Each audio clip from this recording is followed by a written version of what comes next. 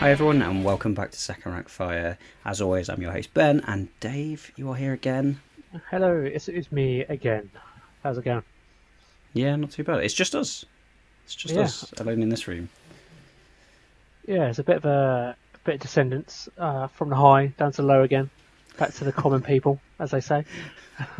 Yeah, having had three guests in a row. I think that's what we had. Yeah, yeah. It was quite a good range of guests, I must say, Hmm. from James down to Pete with his mental health stuff, and Dan's heresy is my therapy. I Yeah. nearly forgot him. God forbid that. Jeez, it'll crucify me. Yep. Yeah, it was good fun. Um, so yeah, back to us. So as we sort of said in at the end of the last episode, we're going to be talking about our favourite Primarchs today.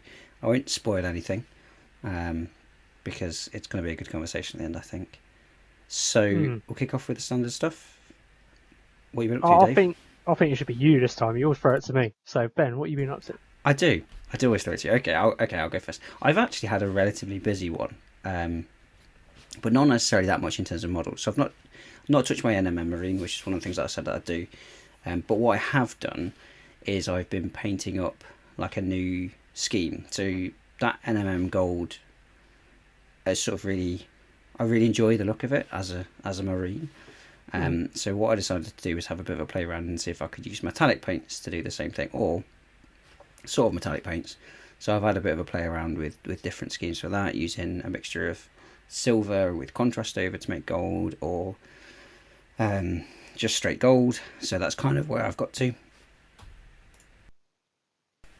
It's a gold scheme. It's quite like almost like an ancient gold, like a really toned down gold scheme. Red shoulder pads.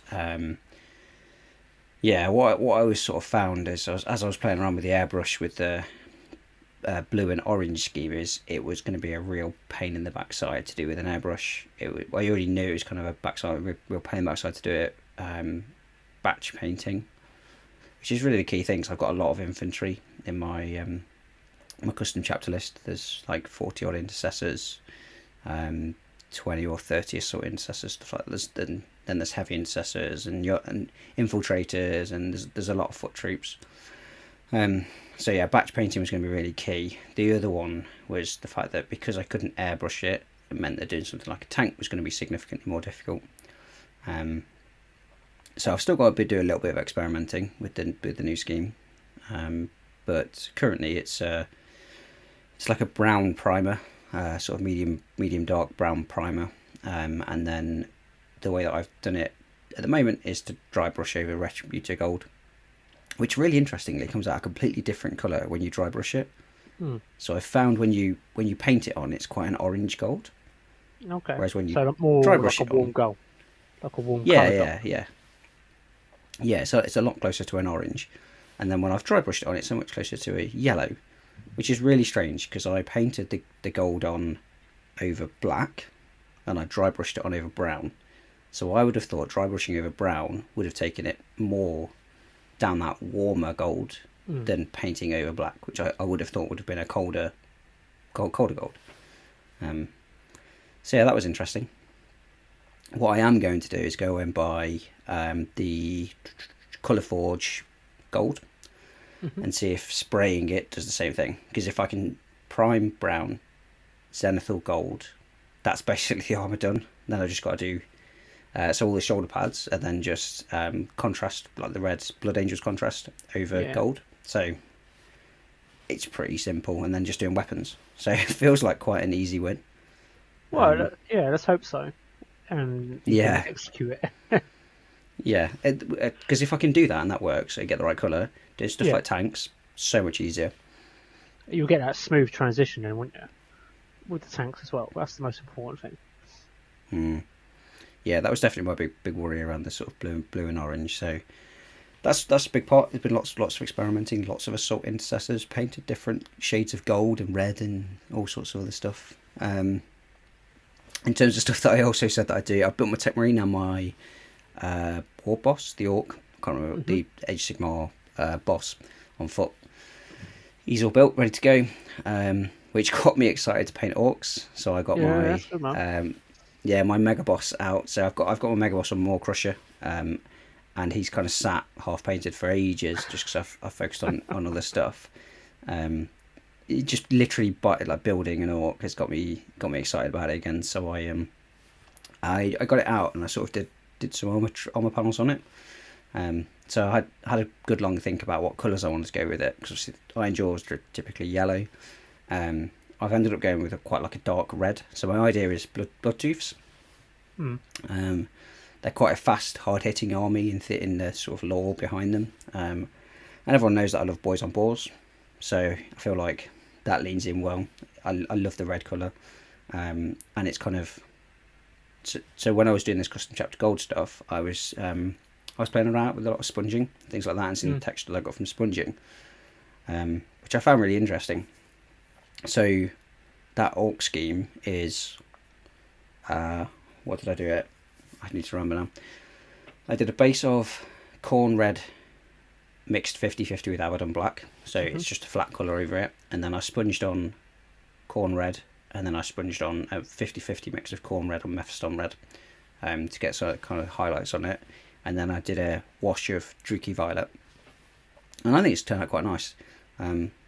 It'll probably be up on Instagram by the time this episode goes out, so yeah, I think it's turned out alright.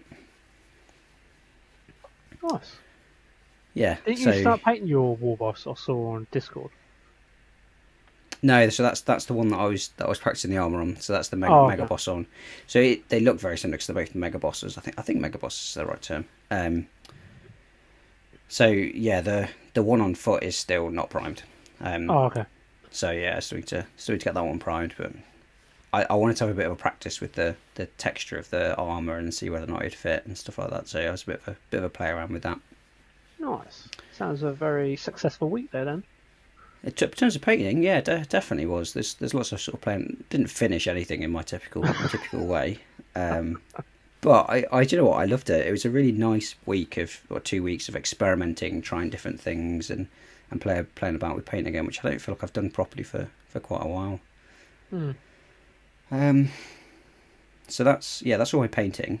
In terms of other stuff, there's been other obviously interesting changes and things like that. So I guess one of the big things is the transition away from first rank fire into first rank wargaming. So the Instagram, YouTube, everything like that has been sort of rebranded now. There's a new logo, everything like that, and that's to lean into some of the changes, because sort of I'm going to be putting into the YouTube around the introduction of like beginner level videos and stuff like that. So did a couple of stories. That's the thing on Instagram. Did a couple of stories about it and sort of talking through what changes we'll be making and what sort of content we'll be making. So the sort of first series is going to be focused around what a beginner needs to really get into the hobby. So you know you want to start the hobby. You might have even gone out and bought your first model, but then it's like a series of videos going through each sort of step. So talking about how do you get something off the sprue, what cutters you're going to want. You're going to want knives, you're going to want files, sanding paper, cutting boards, all stuff like that. What sort of glue do you want?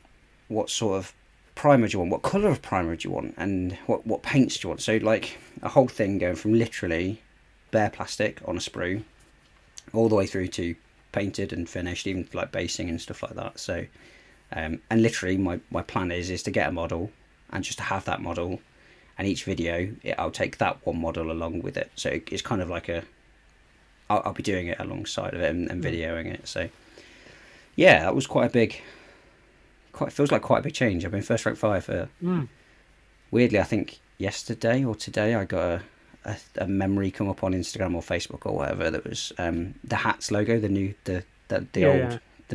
old hats logo that was 2 years old. Wow, that's crazy. Yeah, so I think I had that logo. Before that, I think I had the Instagram and the podcast for about 4 or 5 months before that, something like that. So yeah, it's been first rank 5 for 2.5 years, and now sort of shifted over to first rank wargaming. So yeah, it's been a bit of a shift in who I am on Instagram and stuff like that. But it's gone down really well. People have sort of messaged me about it and stuff like that, and it seems to have landed well, which is good. Especially the beginner side to it all and stuff like that. So we've all been there where we've like tried to find beginner videos of Mm, X, Y, and Z, and all of a sudden an airbrush pops out of nowhere. It's like, yeah, yeah, but I haven't got an airbrush. I was like, I don't yeah. want this. So I will. I think I'll do an episode specifically on airbrushes. All as I go through. So for example, if you take like, so I will be doing an episode on priming. Um, so I'll talk about all the different types of priming. It'll be hand priming to using rattle cans, and I will talk about airbrushing and on that one. So it won't be excluding it, but it'll be very much like a here's all the pros. So pros of airbrushing, obviously you're getting it done quite quickly, you're getting it to a good layer. But all the cons are it's really expensive, you need space, yada yada. There's all of these issues that come with it. So it's hopefully as a beginner you can kind of look at that and go, oh, I really want to prime it. And if you look and go, actually I do want an airbrush, it's kind of showing you, okay, from an airbrush point of view, you can do it this way, and these are the pros of it. So this is what would be good to put that initial outlay. I won't be airbrushing that one. I'll be rattle canning that one just because I think from a beginner point of view, that's what most people will go for. Yeah, it's an easy step into, isn't it? It's sort of like halfway in between of an airbrush, where you get like try to get a smooth transition Hmm. from like base coat. Airbrush is like next level if you feel confident enough. And Yeah. do you feel like with the airbrushes, for me personally, I think there's more. Everyone's different, probably have different points of view on this one. Where I believe there's more cons with an airbrush because the maintenance, like the cleaning of it all, it's more of the hassle of doing it. In my personal opinion, because I've It tried can it a be. few times, and I was like, I can't be arsed. I just want to rat can it, and unfortunately, time is money at the end of the day. Yeah. Because it's like It's if you've got it yeah. set up, then Yeah. you're If you got it perfect. set up, that's the thing. I've got a space in the garage where I've got it near enough permanently set. The compressor's all in one place. I just use an old cardboard box. That's what I spray into. If you've got that space to do it and you can leave it all set up. The only thing I do is literally take the airbrush off the compressor and bring the airbrush in and give it a clean. I've somewhat moved back to rattle cans, but that's Mm-hmm. mainly from a time point of view because I'm not going out and priming 40, 50 models. It's much quicker. If I'm only doing 2 or 3 models, way quicker to do the rattle can. Like I say, the cleanup, setup, fine for me. It's the cleanup. Having to disassemble and clean your especially primer sticks to it like Yeah, hell. It's horrible to get it clean. If you're doing 40 or 50 models, because you're taking that time to do that many models, actually proportionally that clean down isn't as much. mm.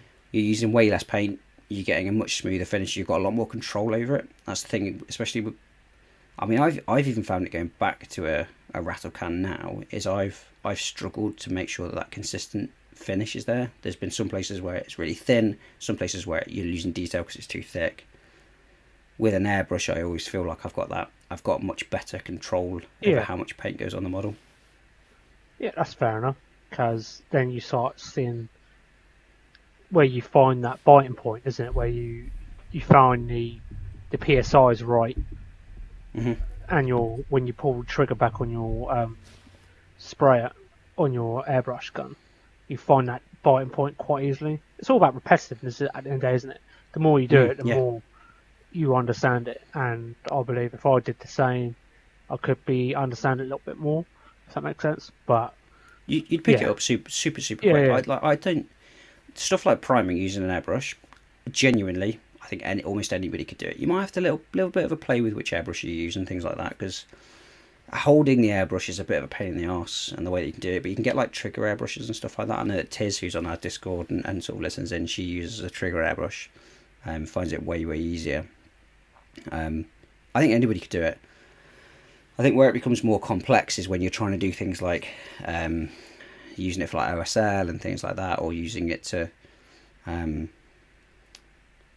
I don't know, yeah, like OSL is the obvious one, but where you're trying to do like more complex things and you need a Mm. lot more control, it does become a little bit more difficult. The other really annoying thing when it comes to it is getting paint consistency right. You can get air paints and things like that. Generally they're okay. I use Vallejo primer through my airbrush. I've almost always had it jam at some point. Primer's just quite a thick one. Um, And then the other thing is then when you're starting to do colours, the problem I've found is you either try and mix up your own, which is a pain in the arse. If you want a really good video for that, the Painters Portal did one. Okay. Norm, who I've had on First Rank Fire, Norm and Dave did an episode on how you mix your own paints. That's a good way of doing it. Or you go away and you buy airbrush specific paints.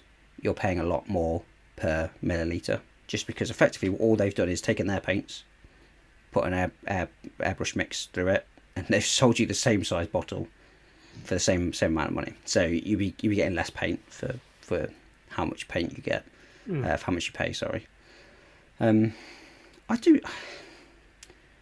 I've sworn by priming with an airbrush for such a long time, and that's only because I've primed on such big numbers. I think cost wise, it's a big initial outlay. Cost wise, I've probably spent less airbrushing than I had if I'd have bought out rattle cans. Because rattle cans have got huge amounts of waste. Airbrush is so controlled. 100%. There's barely any waste on an airbrush. Yeah, so the amount of times, depending on weather temperature, humidity, with a rattle can, and I admit, it's like, when you were younger and you sprayed, you used to have a box.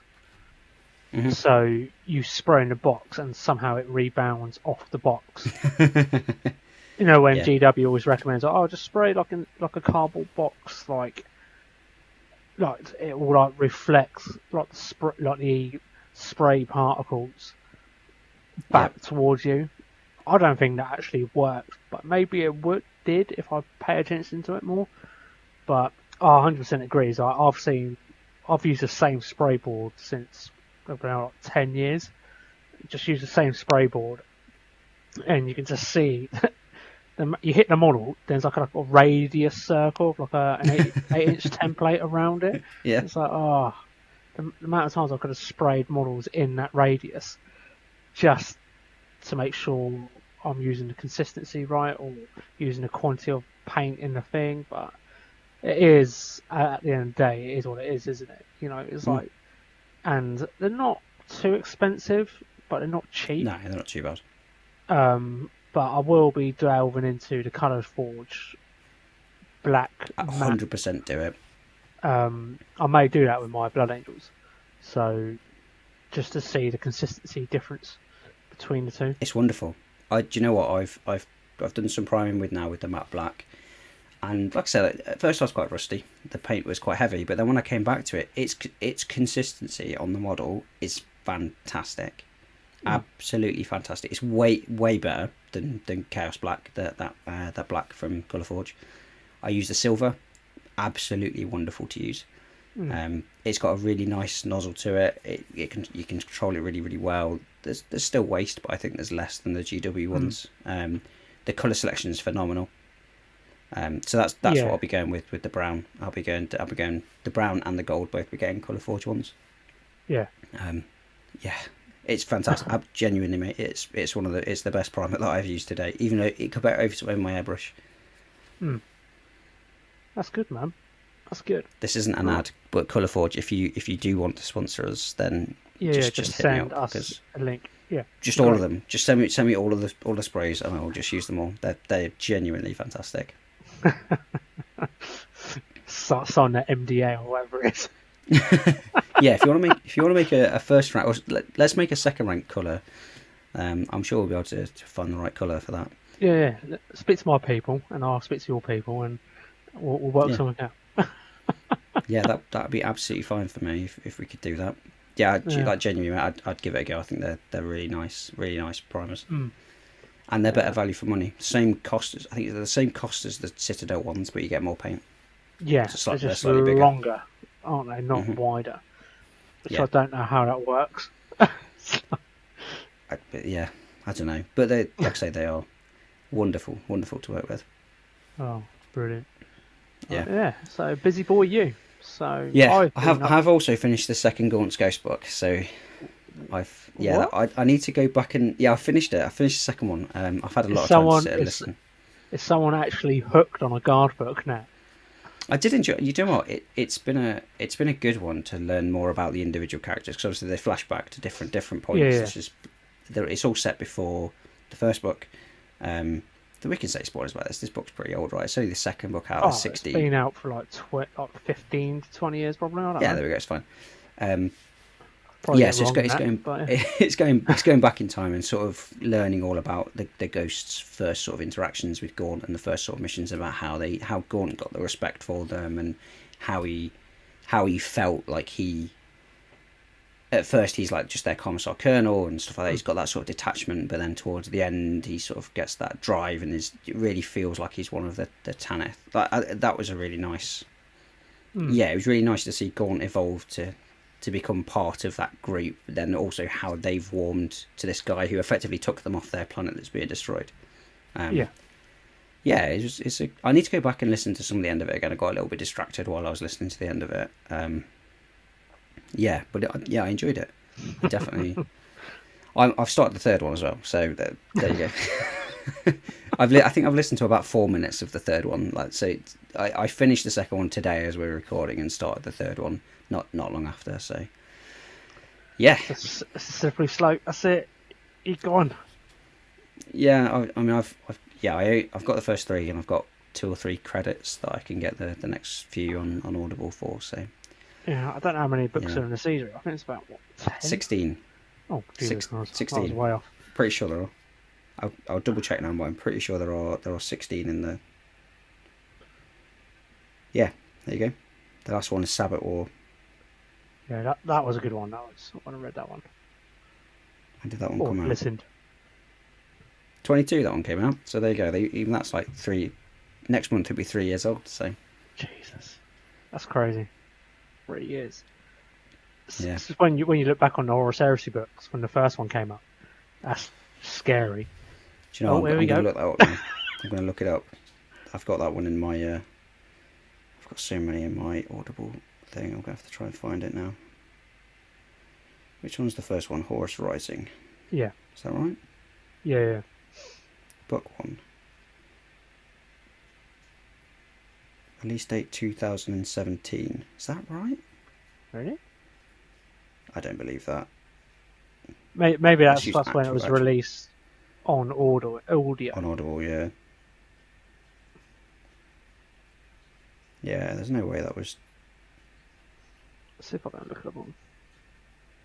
First published in 2006. There you go. It's 19 years. It'll be 20 years old next year. Jesus Christ. A year after Lord of the Rings. Bloody hell, Fellowship. Wild, isn't it? It's That's absolutely mental. nuts. Oh, well, on that old note, I've done pretty well this week. Smashed out my captain quite nicely. Got a bit excited and painted him in 2-3 days. I've literally You just smashed that one out. oh, it's just Literally, on Discord, it was like, here he is orange and here he is finished. I was like, what happened in between? yeah. So if you're on my Instagram, there's like transition stages, and I was like, oh, just one more colour, just one more colour. Then as I was like doing it in between playing like my PlayStation, I'm currently playing Assassin's Creed, the new Assassin's Creed Oh, one. nice. I was like, take a bit of break from, because when the summer comes, I won't be doing no painting. I was like, no, Yeah. I'll be like storing my paints in a cooler box just to keep them dry, like not drying out. I did get my 5 assault intercessors built minus the shoulder pads, which we're still waiting for the bloody postie to drop them off. So they're sitting here staring at me. So while I couldn't do them, I did my Imperial Guard 2 Luminos tanks for my camo, which is quite straightforward at the moment. Black, blue tack, grey. That's the camo pattern done. It's got a dry brush and all that stuff. I'm doing the rush details, but that's a bonus effect. But I've also treated myself to. I want to start a new AOS army, which will be Soul Blights. Oh, cool. Yeah, okay. So I've got in front of me the Radaka the Beast, the one that's like a werewolf one. Oh yeah, where he's yeah. transformed into a werewolf, and the Volga, the first of the whatever that is, I'm not going to pronounce it, the one on the with the two wolves on the base, Yeah. because I always want to The run. Kieran, big Kieran, 40k. Yeah, That's one of his favourite models. He absolutely oh, loves is that it? model. Yeah, Yeah. it's it. Because I was looking at I was doing some homework with the new Soulblight stuff coming out, and I was like looking at what could look cool and whatever. And I was like, oh, I want quite a few Dar Wolves and stuff like that, just for fluff, Mhm. because Yeah. I think the new models look really cool. Not new models, but the newer kits, which Yeah. have been out for a while. Um, and I just want to have quite a lot of zombies and stuff like that. Just have like fun. Just it'd be absolutely dog shit, but it will look good on the table with Direwolf zombies and whatever this guy can run with. But I'm looking forward to new Soulblight stuff coming out on pre-order this weekend. So Mm. I'll probably just buy the tome for the time Okay. being.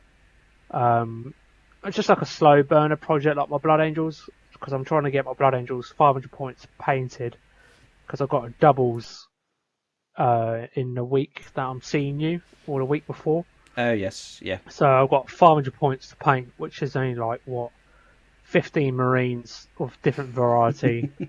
As a Like guard player, like this is the easiest thing to paint ever. I know, right? And I got like a Brutalis Dreadnought. It's like what was it, 15, 17 models. That's the last model colour I've ever done. Um, but it is very nice, refreshing to have the Blood Angels, and it's really weird as it sounds because Marines are quite bland as Mhm. a Yeah. painting project, but stepping away from other things and doing focusing mainly on my guard, which is all I've been focusing on, and my other AOS stuff and other stuff like that. It's quite a nice refreshing to go back to Marines and enjoy Yeah. They're a the good palette minimalist, cleanser, Marines. yeah, the minimalistic, and but yeah, so I find it quite interesting trying to do the orange and the grey because it's quite there's not enough small dry brush like the circular one from Yeah. Crypto Cabins, which I've sort of noticed, so I've got to be quite careful. But I feel like I've nailed it as best as I could. I can see where, well, I'm just looking at my model now. I can see where the issues have been and stuff like that.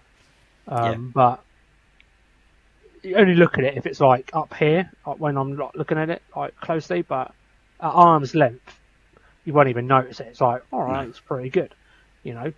I was quite impressed with how the sword came out, the green sword, It's really good. Yeah. Yeah. Really. Really nice. which I use the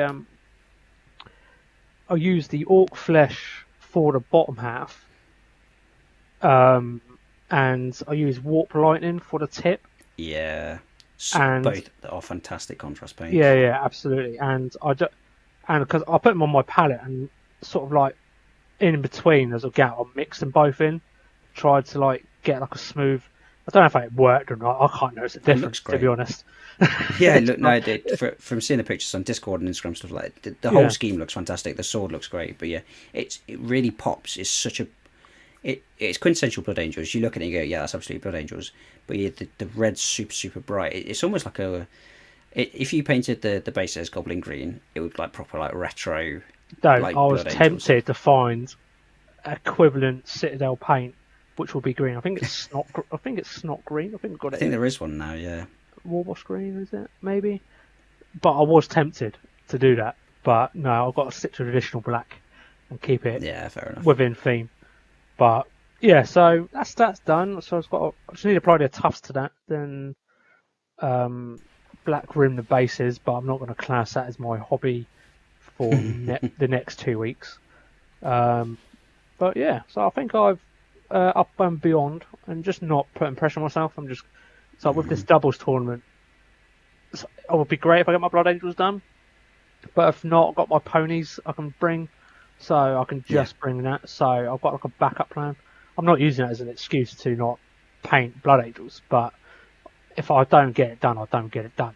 yeah. You know, it's Having that fallback net, it's a bit of a weird one. Like obviously, sometimes not having that fallback net drives you to do something, yeah, but you've just been through a period where you've not really wanted to paint. So actually having that fallback net is probably giving Mm. you a lot of relaxation. So you're painting them because you want to, not because you have Yeah, to. Which absolutely. it's a nice place to be. And I totally agree. And just enjoying it. And yeah, that's all I can say, really. Mm, Hmm. nice. So what's your plan for the next 2 weeks? I'd like to, if I can get the shoulder pads in, I'd like to get them glued on and get the dry yellow, or not yellow, yellow on the helmets, which Hmm. I've not glued on. I've just drilled holes in the bottom of the heads so I can just put like a pin vise through. Oh yes, Because yeah. as Vicky's next to me, she'll probably laugh her head off because I kept dropping it all the time on the Oh carpet. God, yes. Yeah, and I Yeah, got a bit, those dumb heads. I got a bit pissed off. So Yeah, that's to say the least. yeah. I'll probably do that, and if I can, I may decide which character I want to build for my Soulblight stuff. I've also got the Warhammer Plus miniature coming, the Oh yes, vampire yeah, yeah, lady. yeah. So I Yeah. was like, you know what, I'm starting Soulblights. I need a vampire. And looking at the rules for the vampire, they're like assassin, character killer type things. They can Hmm. do Yeah. stuff, whatever. I was like, oh, that'd be quite cool. That means I've got a vampire now, and I can just chill like that. I was like, oh, I may have like an idea. So I want to see if I can paint it like the Six of Sigma colours I had, like the Okay, yeah, orange yeah. and blue, if that makes sense. Mm. To see like they're like corpses of like the Yeah. fallen there, and have it like sort of linked in to That's a that, good and idea. that'd be quite cool. Have the zombies.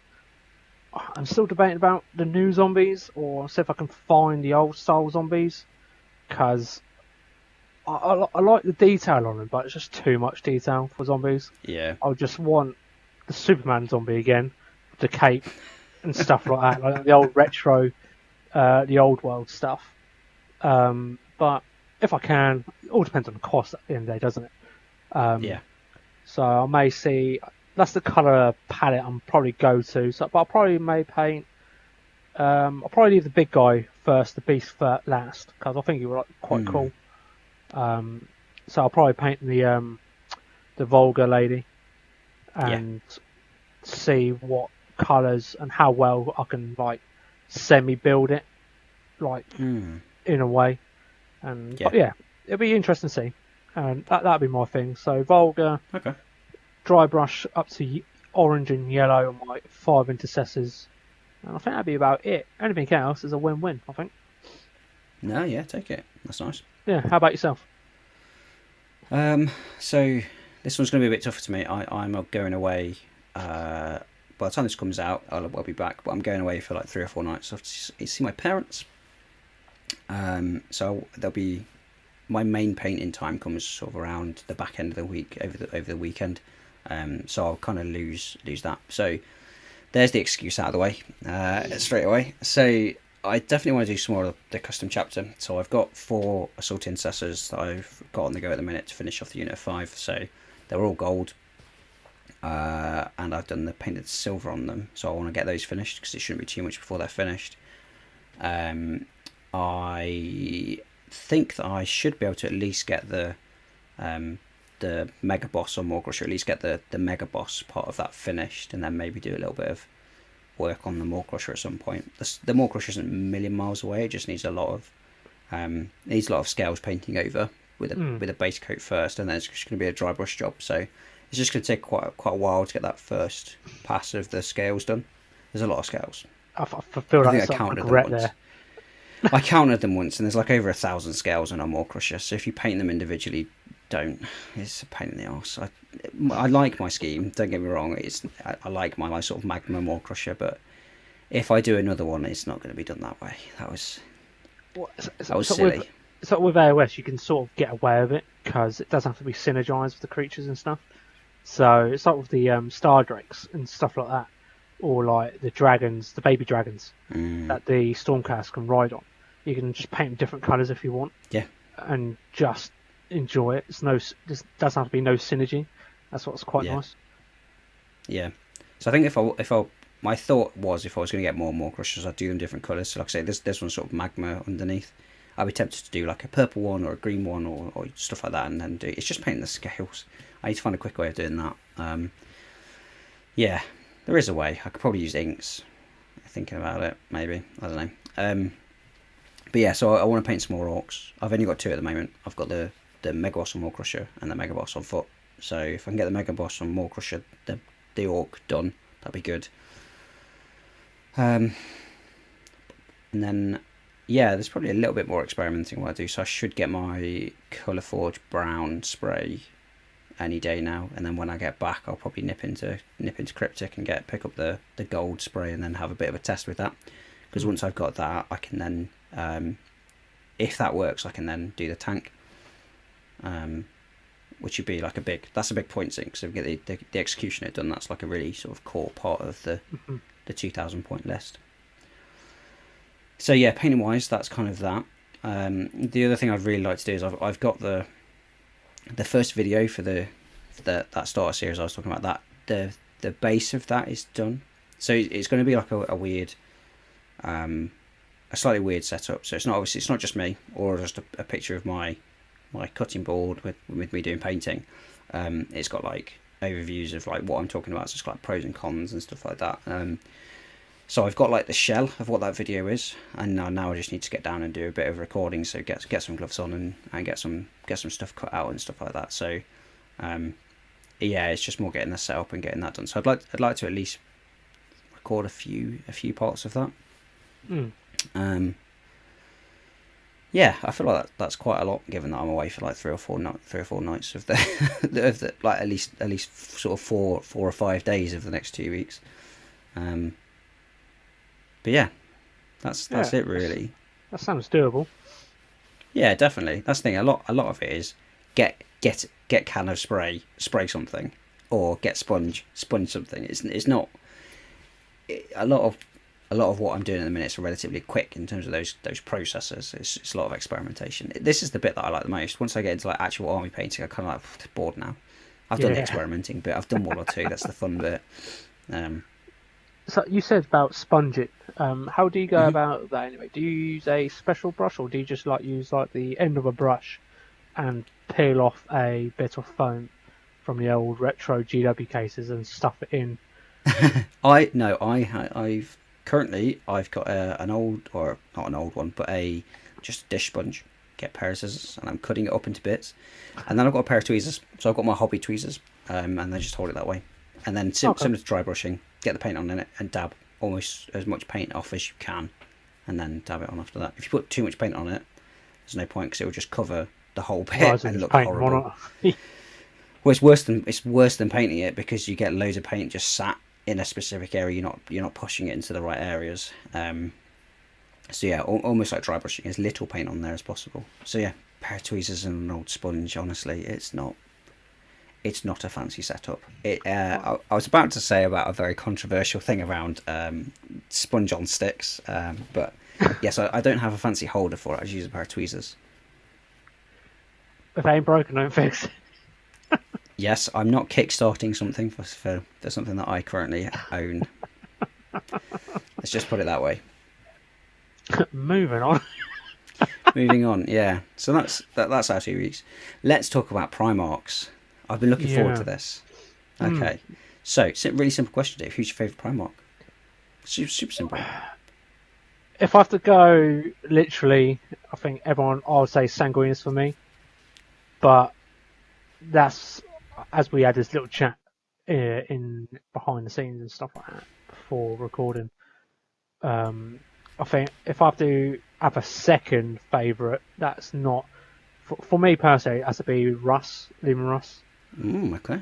Because I feel like it's just is lore behind.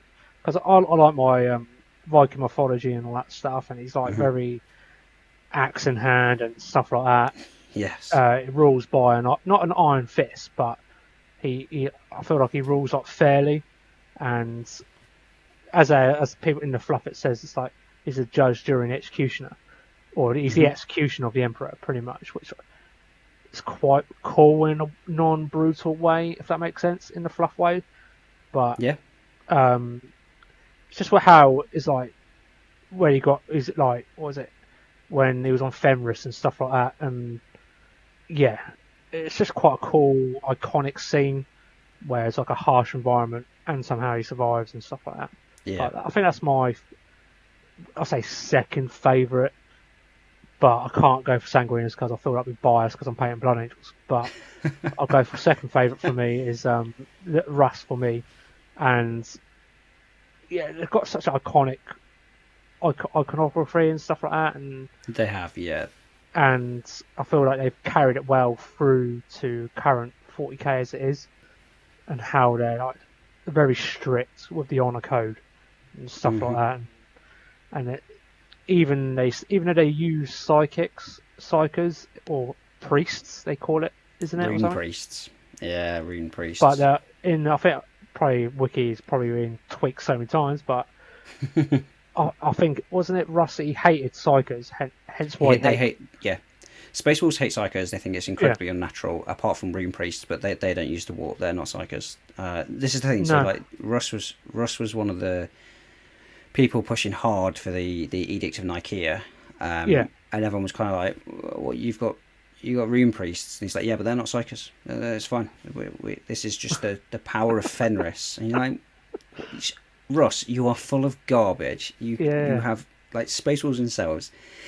They are the most hypocritical group out there. But how about yourself? So before I go on to that, Russ makes me laugh so much because obviously being a Dark Angels fan, Dark Angels player, there's a lot of animosity. There's a lot of beef between Russ and the Lion. And it's just quite funny because there's some really, really funny passages throughout some of the Dark Angels books about the way that the Lion feels about Russ and about how the Dark Angels feel about the wolves and things like that. So it's really interesting. You obviously talk about like judge, jury, and executioner, and the Dark Angels like, if you want to go and execute somebody, you send the Space Wolves. You'll remember them. If you don't want anybody to remember or see that anything was there, you send the Dark Angels. Yeah. Like, the Dark Angels won't bother judging you. They'll just look at your planet and destroy it. Like they have all the Dark Age tech. So it's just really funny. Yeah, I feel like that's where I've really listened to Fall of Cadia. Oh, is it Fall of Cadia? I think. And there is Space Wolves and Dark Angels in there, and you can feel that stigma between the two. And I think it's like a line's like, I was like, so Dark Angels want to fight on Deliverance, which crashed into Cadia. Spoiler, but you should know by now. And how the Iron Walls, I think they were called, so you can keep your secrets, so you just want to stay in your ship, so no one knows your secrets and stuff. It's like little digs that resonated from the Line and Russ from Horus Heresy through the genes, and it's just like embedded on either side. Yeah, it's really interesting to have seen like the way that the Lion is now, and obviously with really, really, really specific snippets. But he sort of acknowledged how secrecy kind of screwed them over a little bit.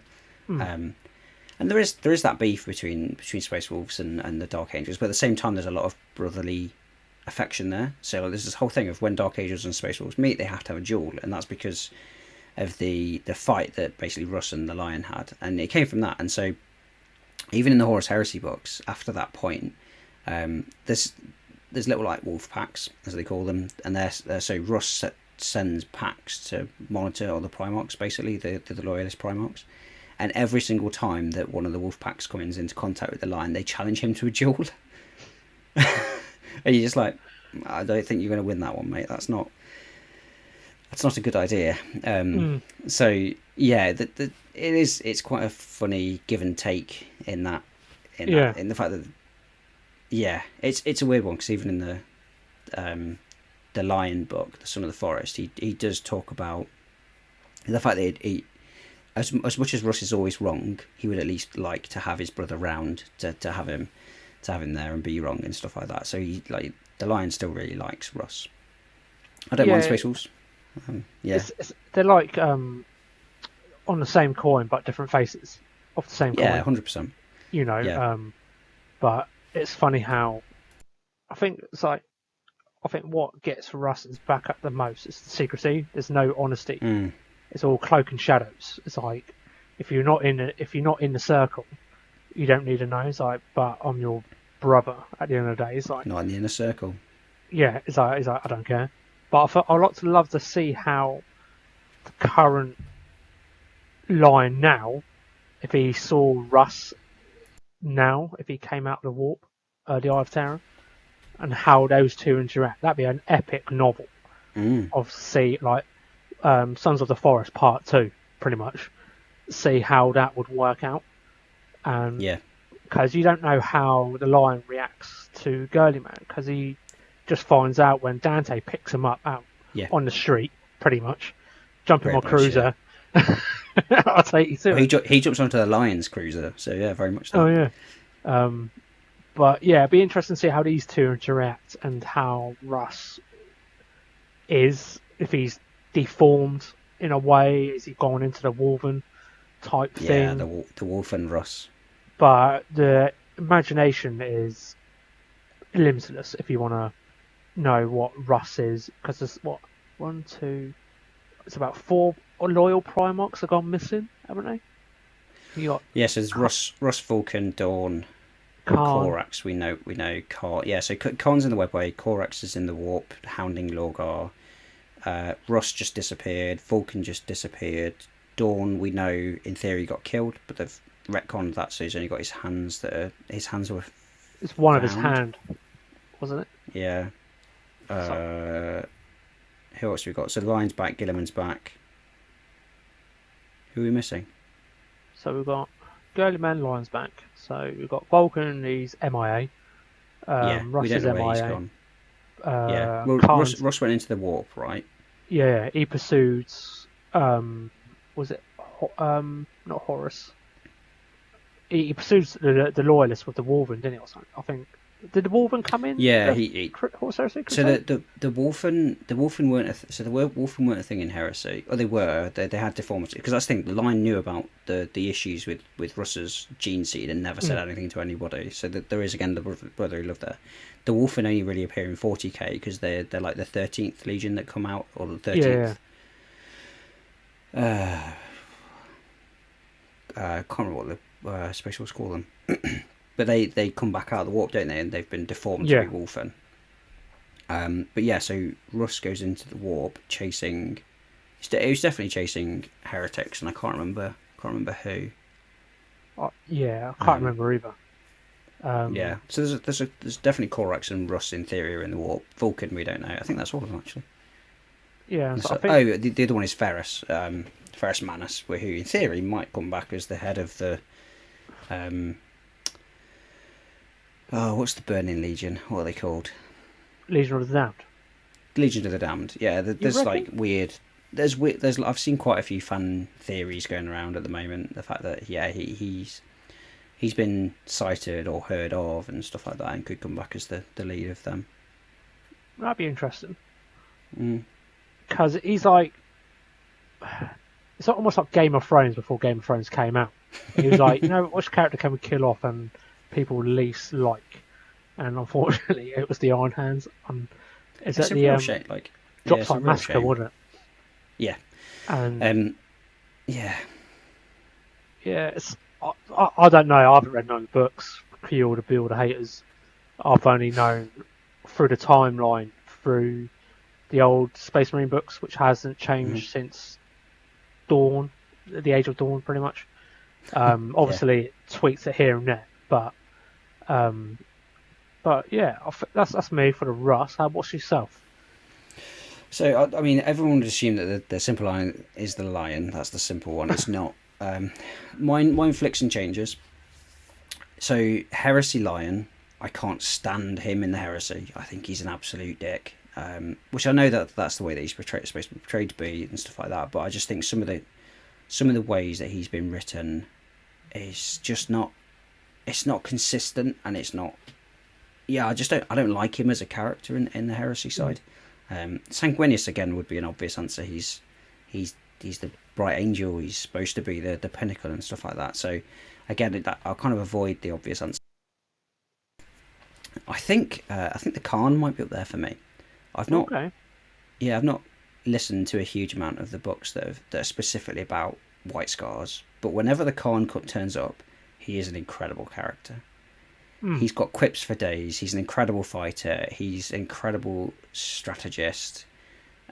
He's kind of a bit of a he goes into things with his eyes wide open. So if you take like the Horus Heresy for example, he's talking to people and he's kind of like he knows that what the Emperor's doing isn't necessarily right. He knows that the way that the Emperor's gone about doing it isn't right, but he also knows that that's the better side to be on. He doesn't want to force it. He understands the issues that with chaos and what it's done and how it's twisted his brothers in the fallen Primarchs. So he kind of recognises that. So even though he understands the fact that there are loads of flaws in the way that the Emperor does stuff, he's still quite happy to sit on that side and to fight to the bitter end, just trying to support the Emperor. Yeah, and which I kind of think it's kind of cool. So even though pretty much half his brothers on the loyal side don't sort of trust him in a way, if that makes sense, because he's sort of like from what I've read on Kant, is they see he's more of a kindred spirit with Horus. How his martial prowess, he's fierce. Once he goes into something, he's quite a nut job in a way. You know, it's like a cut by 1,000 deaths, like not the Mongolians on Earth times and stuff like that. And how he's like he knows how to hit people where it hurts, direct and quick. And obviously, Girly Man didn't like it because it's not part of the Codex Astartes. That's not how they should operate. He's more of I find Girly Man is more of a diplomat. Like he's like the negotiation that tried to defuse the situation. Yeah, he's a politician. He's a consummate politician. 100%. That's what he is. And I feel like Khan was like more on savagery with Russ in a way. I swear I can't remember if I read anywhere because is it the White Scars took anyone in from different because we're all splintered in it, like where there's some loyalists in the traitor legions and stuff like that. They were still loyal. Was it the White Scars that took them in and they had like that's why they came. I don't know if I've read it wrong or whatever. How they become quite versatile. They learnt from each other and they learned different tactics. The White Scars definitely. So I mean, I think the Ultramarines actually swelled the most based off the loyalist aspects of the heretics, which is always quite a fun one when people talk about the Dark Angels being heretics. You know, well, literally your legion is full of heretical legionaries.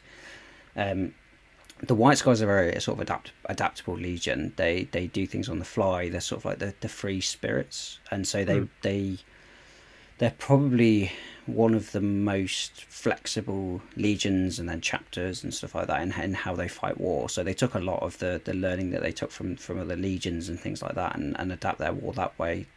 It's interesting because they then, I think there's a passage in one of the Siege of Terror books where the White Scars fleet is kind of in a completely different plane in the way that it fights against Abaddon. So Abaddon goes face to face with the White Scars in that book. And he assumes the way that they're doing war is kind of like that's the way they're doing it, whereas actually what they've done is they knew that Abaddon was going to expect them to fight that way, and so they fight in a completely different way, and it basically they nearly kill Abaddon. They get very, very close to killing Abaddon. So yeah, they're very adaptable. So as a legion, I really like them. The whole fast-paced things. It's part of it, and it's that being on the fly and being on bikes and trying to be fast and loose and things like that. But it's that adaptability. And the Khan's the same. The Khan is very sort of adaptable in the way that he fights, and his mind isn't set in stone. Oh God, which book is it? He talks to Suka Sen in one of the books, who's an admiral in the Siege of Terror. She takes over the phalanx. Okay. When Dawn's on Terror, she becomes the captain of the phalanx, or the admiral of the phalanx. Khan's talking to her about Dawn, because about being like a caged bird, and Khan feels the same. He's very much like when he's not able to get on a bike and go and fight, he's very much like a caged hunting hawk. Yeah. And he sees like Dawn as being the same, and he sees like Dawn's unwilling to. Dawn's built a cage around him and he finds comfort in it, and so even when Dawn is let free he will always come back to the cage, whereas the wise guys won't. So it's a really interesting sort of way that he thinks about things, and yeah, I really like him as a character, and he like his one-liners. He absolutely obliterates Mortarion and some of the others. It's so funny. Like some of his one-liners, he's incredible. It's Yeah, I'm probably why I trying to like him find the that. most because he just takes people to task verbally. Like people will come in and just talk about like killing him, and he's just like, well, I don't care. Here's a one-liner. Like at least I don't spell like you, Mortarion type stuff. Yeah, Like, yeah. he's very like cuts to the It's like quick with words. burn, drop the mic type stuff. Yeah. Brilliant. So yeah, in 30k, Khan's definitely up there for me. I think he's a really strong character. I think he needs more. Um, I think the other one that needs more definitely obviously in 30k is Ferrus Manus. I think there's a lot of not hate for Iron Hands, but there's not a lot of love for Iron Hands, and I think a Mm. lot of that comes from not necessarily understanding them as a legion. And I'm not saying because people are stupid. It's because there's just nothing out there. Because they are ejected from the heresy so quickly, because Ferrus Manus dies so quickly, and the Legion are kind of decimated so quickly in Istvan that you never really get to know them. You never really Mm. get to know before, um, and so I find it's really difficult to understand the Iron Hands mentality around the flesh is weak and things like that without understanding that background. And so I think Yeah. that's a really big. So I think Ferrus Manus could be one of these ones because there's some books where the Emperor goes to Ferrus and talks about the other Primarchs and about what he thinks their abilities are, like Vulcan. Um, Ferrus Manus effectively reviews Vulcan's abilities and things like that in terms of his strategy, his forging, stuff like that. Like, and the Emperor talks to him about Vulcan. So there's little snippets where you're like, actually, he could be a really cool Primarch, Mm. but then it what, why not write more? I'd really like to, I just don't think they're going to either, which is really sad. Yeah, So they're one of the legions.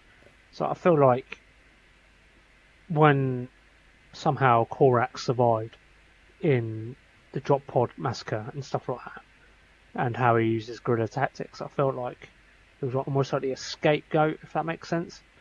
Like, 100%.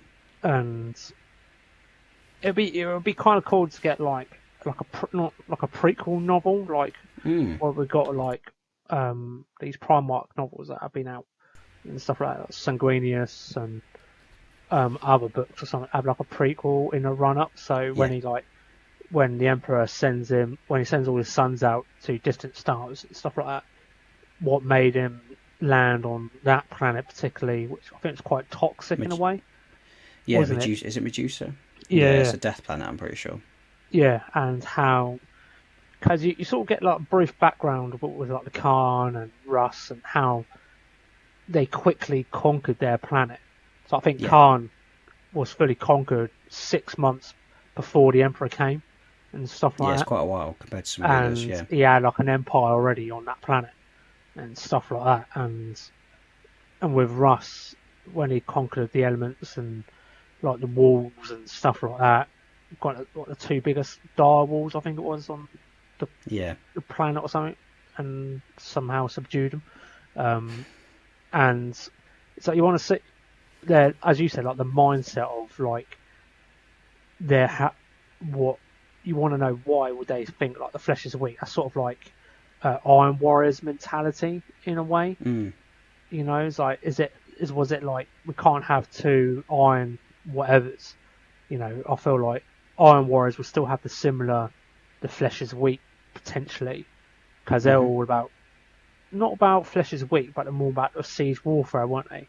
The Iron Yeah, Warriors and stuff like that. But yeah, it's one of those things that had the potential there to be something like a cool thing because it'd be quite a cool thing to see him at the Siege of Terror and yeah. how he because he's pretty much made for siege. Iron Warriors Oh are, yeah, you know, they're like the yeah, twin. Because if you look at, I think if you look at all the other Primarchs, they're pretty much mirror off from each other in a way, give or yeah. I mean, take. I guess that's There's the thing because you kind of got Perturabo and Dawn. I think the Iron Hands in Ferrus Manus. I think that he was almost supposed to be the antithesis of Fulgrim, if I yeah, remember rightly. I um, think. yeah, it's yeah, I think I don't know what Sanguinius was supposed to be. He was supposed to be probably on par with, I'd say, with Horus probably, because Oh, he's he's probably he's the character to Horus, 100%. yeah. Like that, he was the option number one for Chaos's War Master, wasn't he? And they just couldn't get Yeah, him. and I feel like what is it? Russ will be obviously Magnus because he Yeah. just hates Magnus down to the bone. I think probably the Lion will probably be Angron in a way. Yes. Yeah. Just going from the previous novel where he just freaking nukes him with the Emperor's Shield and stuff like Yeah. that. And so who will go against Nurgle? That's the thing. Against the Death Guard, you Yeah, would. probably Oh, good Ultramarines. question. Yeah, Ultramarines. Yeah, Yeah, that's or solid. Yeah. Salamanders, like Flame, Fire, maybe Purge and whatnot. Because I feel like they're probably a grudge bearer because that's Nurgle of life. Yeah. Like flamethrowers, I'll say that. Um, yes, I feel like those are like the four could contend with the four Chaos ones quite easily. So I just don't know where Girly Man is though. It's one of those Primarchs. It's an alright Yeah. fighter or whatever, as we both said. He's more like a negotiator type Mm. contract guy rather than put to the sword first, if that makes sense. He's definitely grown on me during the 40k. His some of his pains and trials that he's had to go through since being revived has really shown a strength of character, and he's also shown a level of pragmatism which I don't really see shine through. There are patches of it in Heresy books. There are little bits where he sort of shines through as himself, but then he seems quite a lot more willing to make jokes and things like that, and sort of take light of the situation around him as part of the 40k. The line's the same, to be fair, so it might just be the way that the writing's going. Yeah.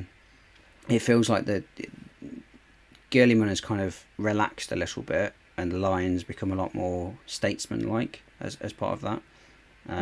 So they've kind of almost taken on aspects of each other since they've both been revived. So it'll be interesting to see how the rest of the loyalist Primarchs come through. But yeah, I don't dislike Gilliman, but I don't. He doesn't sit high up in that list for me as favourite Primarchs. But be it heretic or loyalist, he's definitely he's very mid to take the young people's language. Yeah. Yeah, it is an interesting one. Yeah. That's a So yeah, bit of a... in terms of 30k, that's where I sit. 40k, the Lion sits up there. Like the Son of the Forest book, he, like I say, he chilled out significantly. I love his model. Like in terms of the 40k models, don't get me wrong, I love a Demon Primarch. I love them to bits. The Lion is still my favourite Primarch model. I think it's a fantastic model. The level of detail, it really personifies the Lion. I think it's a fantastic model. Fulgrim's up there. Don't get me wrong, that Fulgrim model. There's bits I really don't like in the Fulgrim model, but as a thing, that embodies Fulgrim quite strongly, I think, as well. Yeah, I agree. So from a fluff aspect, and I agree with you on this one, it's probably the Lion for me, where reading just from the 40k perspective, I've never read again the Horus Heresy what he was like prior then, but when I was reading the Son of the Forest, you sort of get like glimpses back of how he acted, like how he was it in the open scenes, wasn't it? Where he stumbled across one of his so-called traitor sons or the fallen Zabriel. angels. Yeah. Yeah. And how he went nuts at the Lion and just went full gun blazing at him without asking who he was. He just saw who he was. He just saw red, and that was it. And it's funny how we said when they come out of stasis or they come out of like literally the woods, pun intended. Yep. How they had time to reflect on their actions, and that massive regret of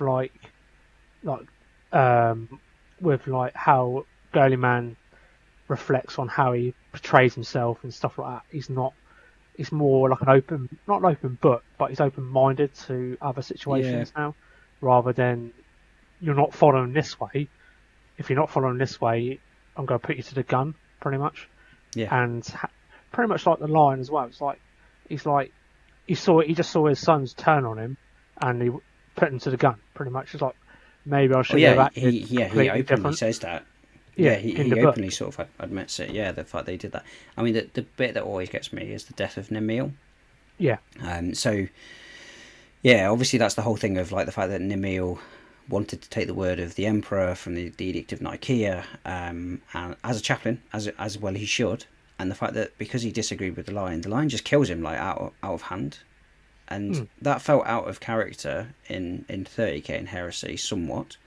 It almost felt like a plot point that had to be made, but it feels like he wouldn't do that in the 40k. He might, yeah, he might still break, yeah, but it feels like he's recognised the fact that breaking Caliban in half because of his actions. It's not just his actions. He isn't so defeatist about it that he says that it's completely his thing. But he's taken the learning from that and sort of understood the fact that he was rash. Talking to people like Zabriel and understanding the fact that actually there was a lot of Dark Angels on that planet who had nothing to do with it. I genuinely can't wait for him to meet Luther. As long as Luther's not been 100%. turned by chaos again.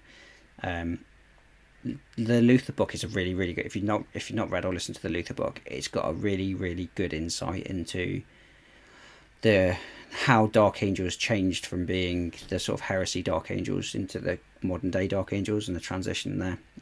They sort of flow through time with different chapter masters and how hatred sort of clouded the Dark Angels. That's the thing. If you take Dark Angels, I prefer Dark Angels in the 30k universe to the 40k universe. So it's a bit of a swap round with the Primarch in terms of the. I prefer 40k Lion, but I prefer 30k Dark Angels. Yeah. But yeah, the Lion kind of acknowledged he sort of learned that he shouldn't be so rash. He needs to judge people better and take that time to judge them. I think that the whole thing with giving Perturabo the siege engines and things like that, he kind of starts to recognise the fact that he makes mistakes, and he can't just do things on the fly because he's going to make bad decisions.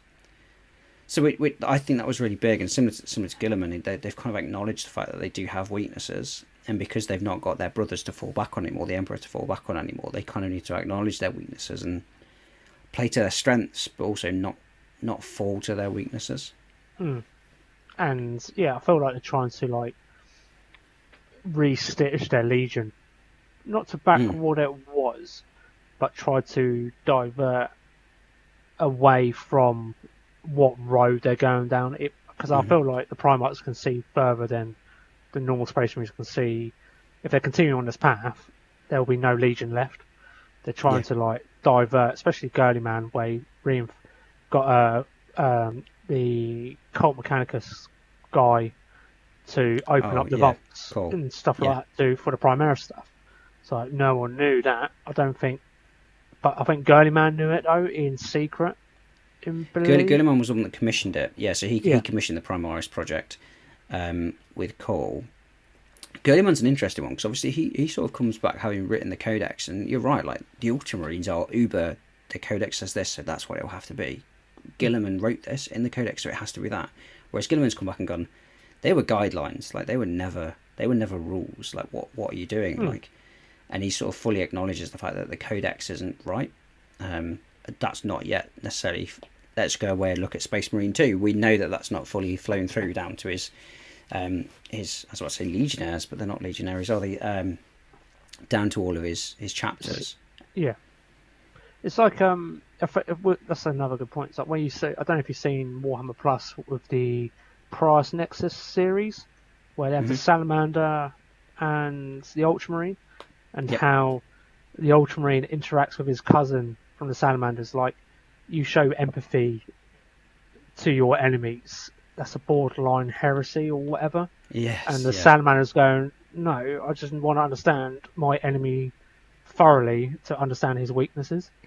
But it's how the Salamander still honours the Codex in a way to the Marine, but the Marine's like, still to this day, I think that's the Ultramarines' flaw. They say they're like fluid or they're very adaptive, but they're very tunnel visioned. They'll stick to a route, right? I feel like salamanders is the perfect example where they're more of the caring nature of Yeah. the legions, and and I think most of the chapters don't understand why that is and stuff like that.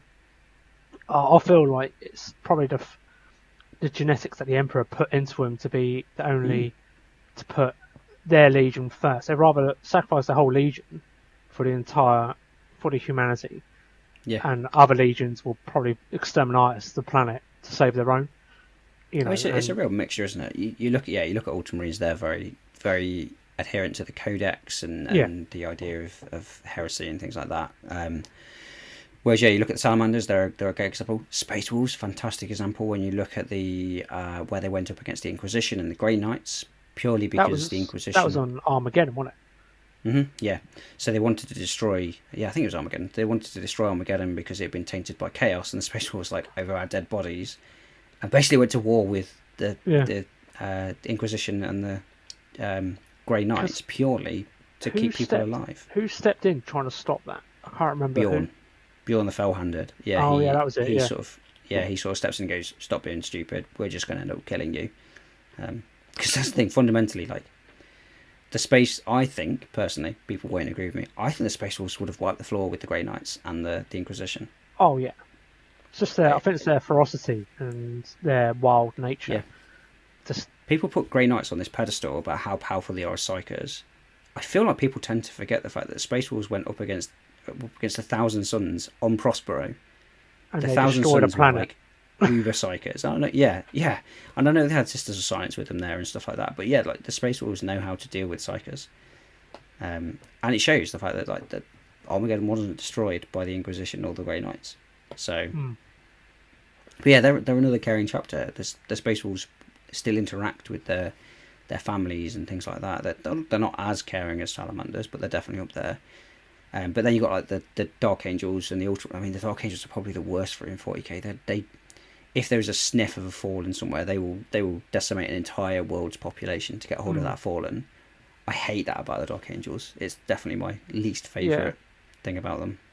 yeah. I feel like I think there's only 3 chapters that are probably the most that will look out for the underdog, which is the humans. Which is I think number one is Sanguinius. He's always the underdog. Look out for them, especially when at the gate where he was the only one, or no, what was it? Before the attack happened, he was on the wall or something, and he told the humans, "So if you want to run, just run. Yeah, I'm not gonna do anything, but if you stand and fight with me, I'll treat you as equal," and stuff yeah, like that, like encouraging words to mere mortals, below his status and stuff like that, and the Wolves always look after the, no pun intended, the underdogs as well, because it's like a pack mentality. It's like the strong look after the weak, blah blah blah. And I think out of all of them, I think the Salamanders is the only one that stayed closest to the families most. yeah. I think they still live with them Yeah, during like their downtime. They go back and live with their families. and yeah, it's quite interesting. And but I'd like to like if they could dwell more into the other Primarchs, like personality, like do like especially like Khan does, because I know his planet's mostly open plains, isn't it? Because Yeah, and stuff like that, and how he interacts like with his like community and stuff like that.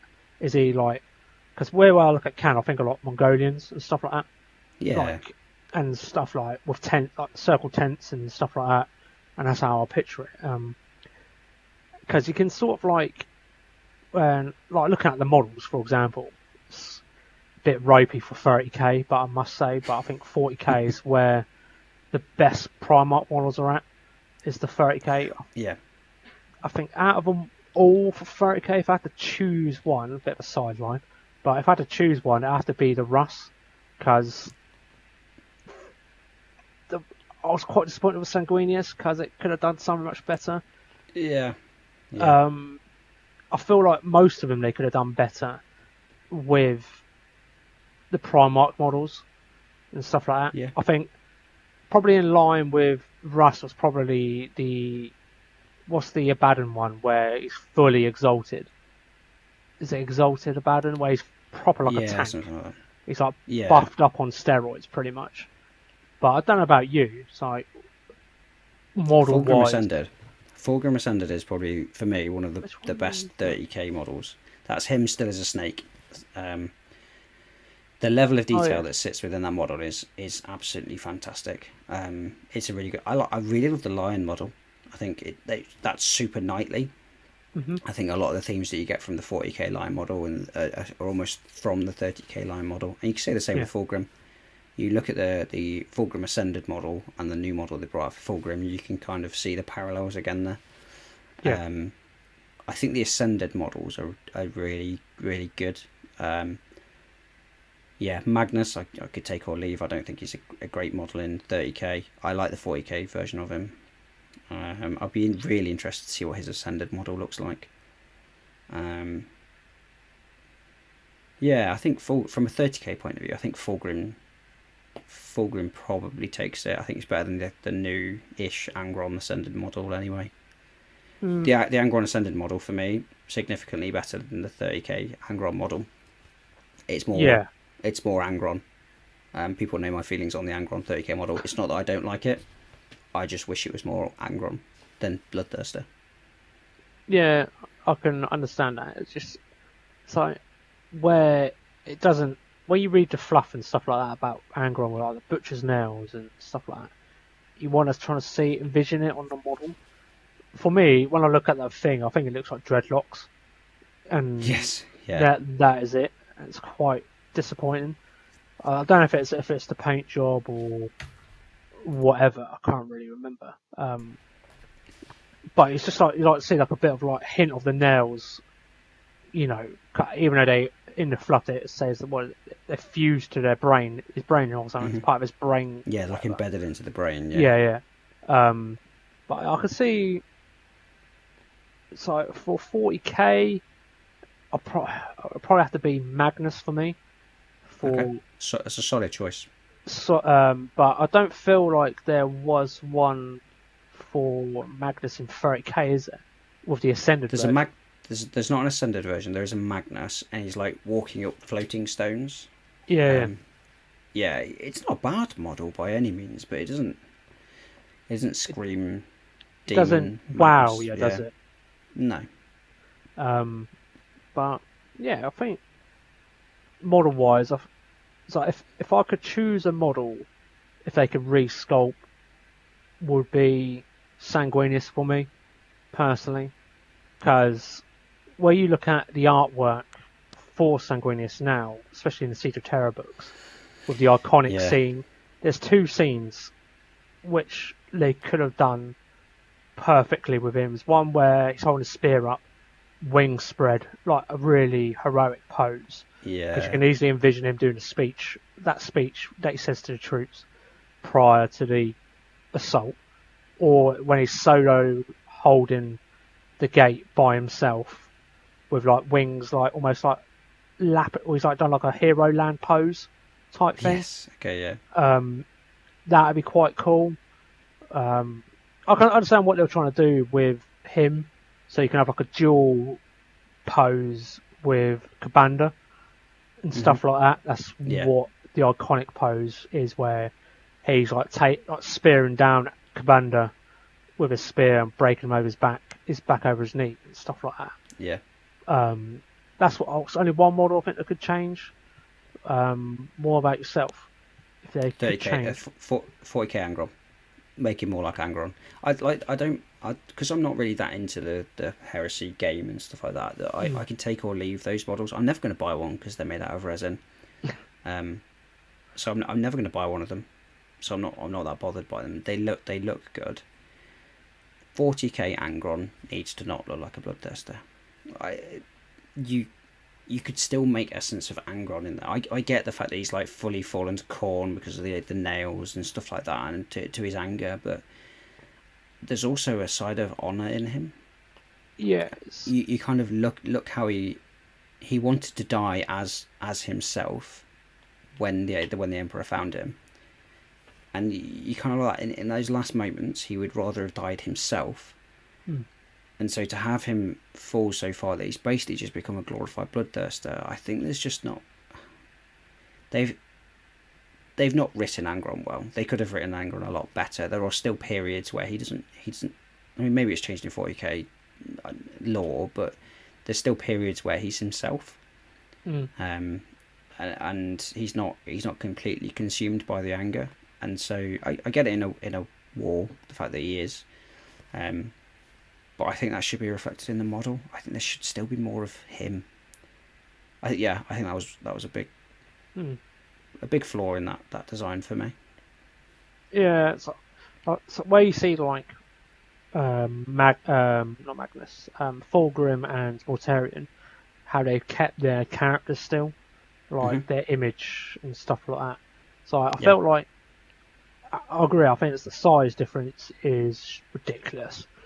So I felt if they kept him like just a little tad taller than his previous model, but he still embraced Khorne without yeah.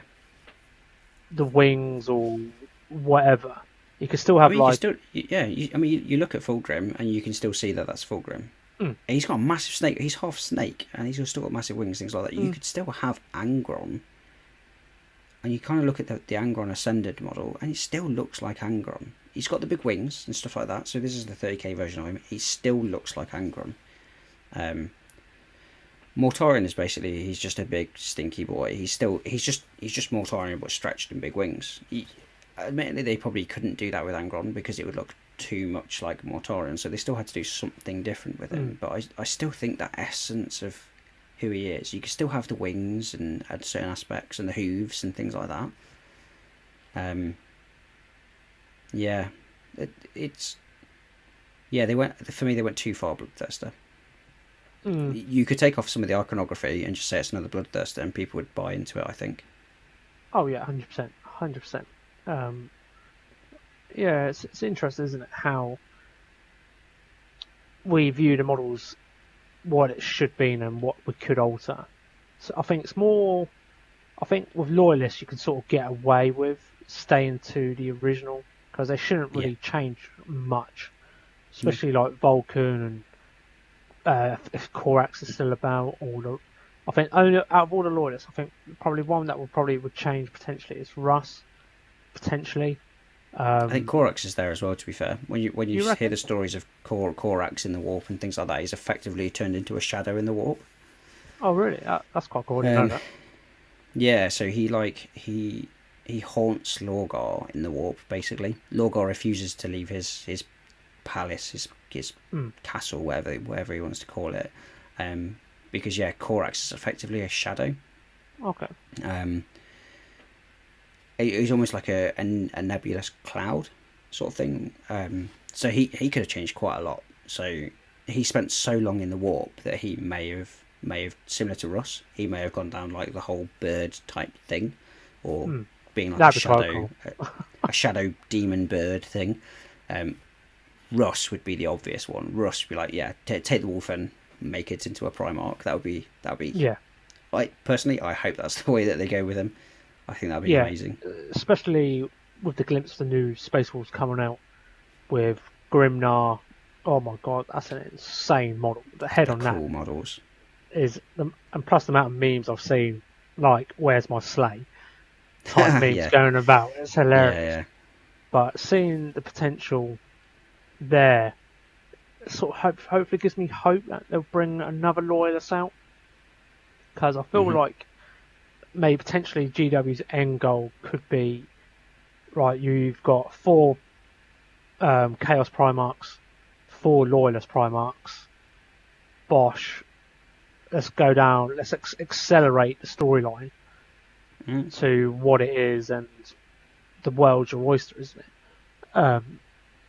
But it's one of those things, isn't it? It's where in 40k terms, it's like who to bring back because as people have been listening to this, it'll be everyone's got their favourite.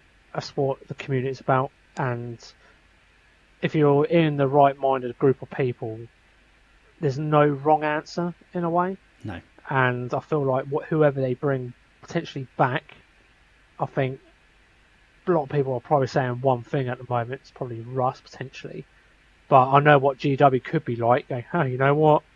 Vulcan's back, surprise. Yeah. It's like, oh, okay, that's completely left field, but that'd be quite cool of how he would return, or because if Vulcan did return back, I can envision like a Stormcast Eternal that like a volcano lightning or whatever, it will just come striking down when the time is right for the salamanders, or they're Yeah. about to get overrun on their planet or something like that. That'd be quite cool. But Just walks out the webway. yeah, oh, I can see Khan doing that with his Yeah. council people and stuff like that on like souped up jet bikes or something like that. Like pimp my ride pretty much. Yeah. But it's like they've got quite a few characters they can easily inject back in. But it's like when we look at releases like Soulblight stuff, they've written that book 2 years ago or like a year ago. Yeah. They've probably got stuff there ready, but there's not dropping it yet, which is really infuriating. Yes. Because I don't know. I feel like this year, and I think when 11th comes out next year, I've got a gut feeling that we could see another Law Primarch coming back potentially. Because was it 2 editions, wasn't it? That Girly Man came. It was at the end of 9th, wasn't he? When Girly Man came, or was it 10th? No, I think he might have been even 8th. Maybe have been late 8th. It might be late 8th, start 9th. Because Magnus was the first, right? Because it was Magnus, then Gilliman, then Mortorion, then the Angron. Lion, then Angron. Was it the Lion? Was it Angron then the Lion? Yeah, then Lion came out and decked Angron. Yes, yeah. Angron was back. Yeah, so Angron, then the Lion, then now they've got Fulgrim. Yeah, it's just like that's when we was talking about books and stuff in the past. That's what, and why 40k has got such a concrete. Before even Heresy was out, it had a good foundation of books and stuff like that. But with the Horus Heresy books now, it's just solidified the backstory, especially Siege of Terror books. If you manage to get your hands on those books, we pretty much know what already happened, but they sort of tweaked it in a way of how Sanguinius died, because you only get like a little snippet of like a paragraph of like he fought Horus and he lost, and you don't get no description. And unfortunately, Sanguinius got freaking butchered. Yep. Yes, but, he did. And how graphic he did, because no one knew how it happened on. Is it the Vengeance? Is it Vengeance? Yeah, the Vengeful Spirit. Yeah, that's it. And how graphic it was, and I think that's what I like the most when I've read snippets of it, of how detailed it was, and it gave it more in-depth character and stuff like that. It was brutal, absolutely. Oh yeah, I've listened to that book a couple of times, and it's a very brutal ending. There's no spoilers that Sanguinius dies, so that's fine. But yeah, the way that he goes is very spectacular. That whole fight, it's a really, really lengthy fight. It's got really interesting flow and mechanics to it. It's quite an interesting portion of that book. Yeah. So it's quite a convoluted answer to what is a relatively simple question. So yours is Sanguinius, then Russ. Mine is probably the Khan, and then 40k Lion. It's kind of where mine sits. But Sanguinius is up there for me. I think Sanguinius, if you were combining 30k and 40k, Sanguinius is better. It's just 40k. If Sanguinius was still about now, would you think Blood Angels would be the poster boy of now? Yes. Yeah, I would agree as well. Yeah, 100%. Yeah, Sanguinius is the poster boy. He is the bright angel. He is the ultimate Primarch. Even in pre-heresy days, he is the ultimate Primarch. He's the one that all the other Primarchs think is closest to the Emperor in terms of his abilities, his looks, his temperament. Everyone's like, Sanguinius is the.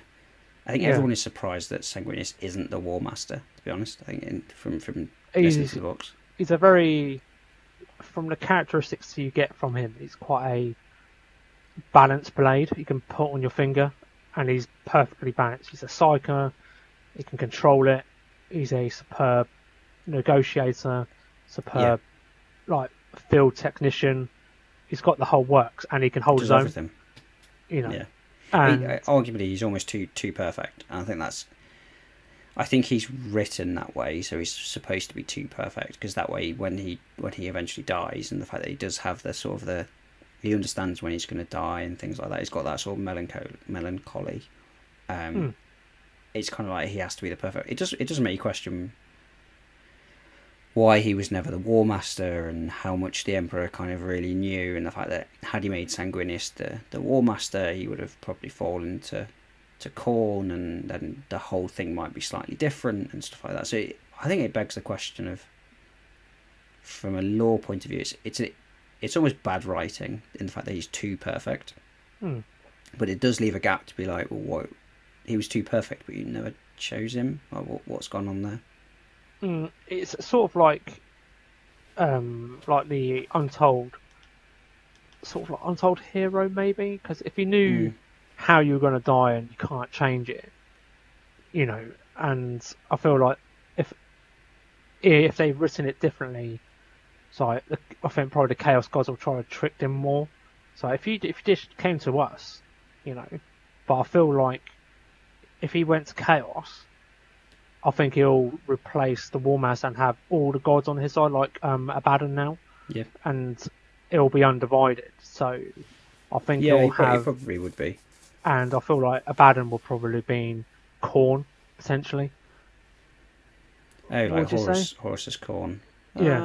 I mean, yeah, potentially. In terms of being a War Master, he'd have any War Master that turned to Chaos would have to be undivided. Um, I I think had Sanguinius fallen, if you go by current lore and everything like that, if Sanguinius had fell, more of the brothers would have fallen with him. I think he was that well. The lion like adores him, absolutely adores him. He puts him on this massive pedestal. So the Mm. lion would have sided with Sanguinius. I'm almost certain to that. I feel like Guilliman would have done the same. Mm. Um, I and think he if was you got like the the lion and the linchpin, gunman, yeah, and yeah, and all the others. Maybe Horus stays on the side of good, but then he when you learn about him being the War Master, there's so many people against it. Russ is against him being the War Master. Angron, Fulgrim's really pretentious about it. He's a good friend of Horus, but I think he would have fallen really quickly. Um, the Khan even maybe would have fallen with Sanguinius. I think he would have understood the mm, mentality of Sanguinius a little bit more. So I think if it based on current writing and the way that Sanguinius is written, if he would have fallen as the War Master, it would have been Chaos that won. More Primarchs would have fallen, that more legions would have fallen that way, mm. and they just wouldn't have been stoppable. Yeah, it's interesting, isn't it? How, as it says, like one character's on a high pedestal, and you want to know. For me personally, it's like what was the thinking behind that?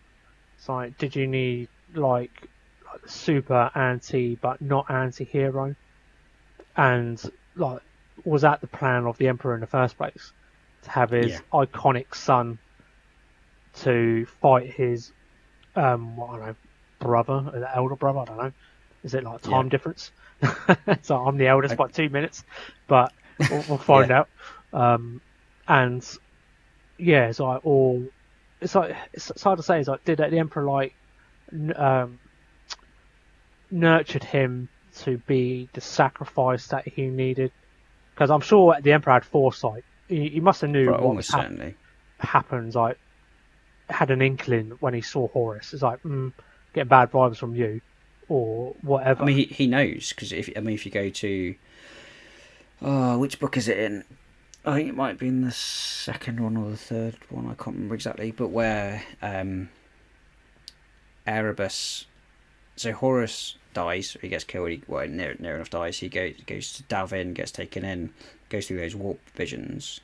Part of that could be relatively true in the fact that it's Horus who partly caused the warp storms, and the Emperor comes in and knows him and sends him away in effect.